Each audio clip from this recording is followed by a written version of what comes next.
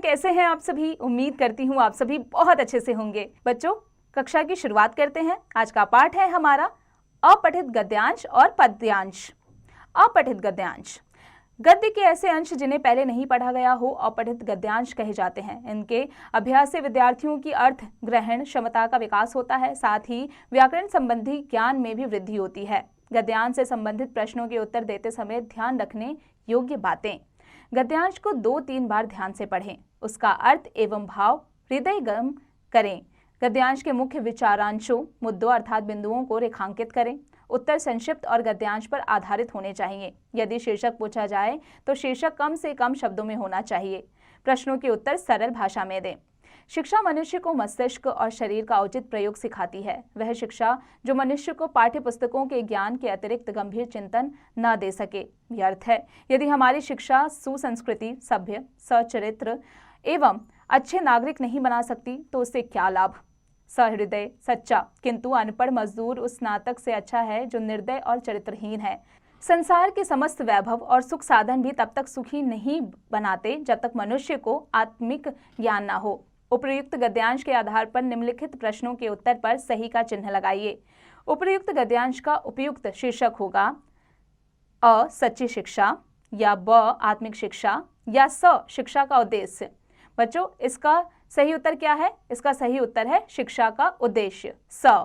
बच्चों, इसी आधार पर अब आगे इसका अभ्यास आप स्वयं कीजिएगा। कक्षा में आगे बढ़ते हैं। प्रत्येक नागरिक के कुछ कर्तव्य और अधिकार होते हैं। नागरिक का सबसे बड़ा कर्तव्य यह है कि वह अपने देश की सुरक्षा एवं शांति के लिए सदा प्रयत्नशील रहे। यदि देश पर कोई विदेशी आक्रमण हो या देश की सुरक्षा एवं शांति खतरे में पड़े अथवा देश में कोई उपद्रव हो तो उस समय वह बिना दुविधा में पड़े सरकार की सहायता करे। प्रजातंत्र में जनता की चुनी हुई सरकार होती है, इसलिए हर प्रकार से सरकार के हाथ मजबूत करने चाहिए। सरकार का काम धन से चलना है और धन सरकार को करों द्वारा प्राप्त होता है। अतः प्रत्येक नागरिक का कर्तव्य है कि वह ईमानदारी से करों का भुगतान करे। उपर्युक्त गद्यांश के आधार पर निम्नलिखित प्रश्नों के उत्तर पर सही का चिन्ह लगाइए। प्रजातंत्र में कैसी सरकार होती है? बच्चों, अ जनता द्वारा चुनी हुई, या ब सरकार द्वारा चुनी हुई, या स नेताओं द्वारा चुनी हुई। इसका सही उत्तर है बच्चों अ जनता द्वारा चुनी हुई। इसी आधार पर इसका अभ्यास आप स्वयं कीजिएगा। कक्षा में आगे बढ़ते हैं। समाचार पत्र पढ़ने से ज्ञान की वृद्धि होती है। राजनीति की उथल पुथल, सामाजिक एवं अधिक प्रगति तथा विज्ञान की आधुनिकता आदि का ज्ञान हमें इन्हीं के द्वारा मिलता है।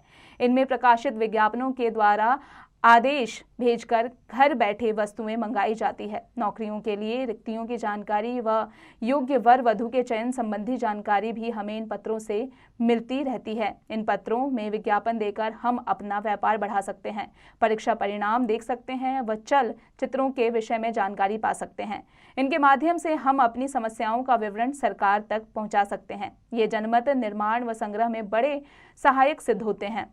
उपर्युक्त गद्यांश के आधार पर निम्नलिखित प्रश्नों के उत्तर पर सही का चिन्ह लगाइए। उपर्युक्त गद्यांश का उचित शीर्षक होगा अ पुस्तकें, ब समाचार पत्र, या स पत्र। बच्चों, इसका सही उत्तर है ब समाचार पत्र। इसी के आधार पर अब इसका अभ्यास आप स्वयं कीजिएगा। वसंत ऋतु का समय चैत्र बैसाख के महीने है। वसंत को ऋतुराज भी कहते हैं और यही है भी सभी ऋतुओं का राजा। सब ऋतुओं से सुंदर, सुहावना, अद्भुत, आकर्षक तथा मनमोहक। इस ऋतु में सब वृक्ष लताएं आदि नवीन पत्ते और नवीन पुष्प धारण करते हैं। चारों ओर फूल ही फूल दिखाई देते हैं। सुगंधित रंग बिरंगे फूलों पर भौरे गुंजार करते हुए अतीव कर्णप्रिय मधुर गाना गाते हैं। इस ऋतु में वायु की गति दक्षिण से उत्तर की ओर रहती है। दक्षिण में पवन में एक विशेष प्रकार की स्निग्धता, सुरभि और मोहकता कहती है। यही कारण है कि इस ऋतु में स्त्री पुरुष, बालक बालिकाओं, बच्चे बूढ़े, यहाँ तक कि पशु पक्षियों में भी अपने अंदर एक विशेष प्रकार की मादकता और खुशी का स्वाभाविक अनुभव होने लगता है। बसंत में सूर्य की गति भी हमारे अनुकूल होती है। दिन और रात लगभग एक समान होते हैं। इसी कारण सर्दी और गर्मी भी समान ही रहती है। न बहुत सर्दी न बहुत गर्मी। जलवायु उत्तम, सर्वत्र स्वच्छता, सर्वत्र प्रकाश, सर्वत्र नवीनता, नया जोश, नई उमंग, नया उल्लास। उपर्युक्त गद्यांश के आधार पर निम्नलिखित प्रश्नों के उत्तर पर सही का चिन्ह लगाइए। ऋतुराज किसको कहते हैं? अ वसंत ऋतु को, या ब ग्रीष्म ऋतु को, या स शीत ऋतु को। बताइए बच्चों। तो बच्चों इसका सही उत्तर है अ, बसंत ऋतु को। बच्चों अब इसके आगे का जो अभ्यास है आप स्वयं कीजिएगा। बच्चों अब आ जाते हैं अभ्यास कार्य पर। बच्चों अब इसका अभ्यास कार्य आप स्वयं कीजिएगा।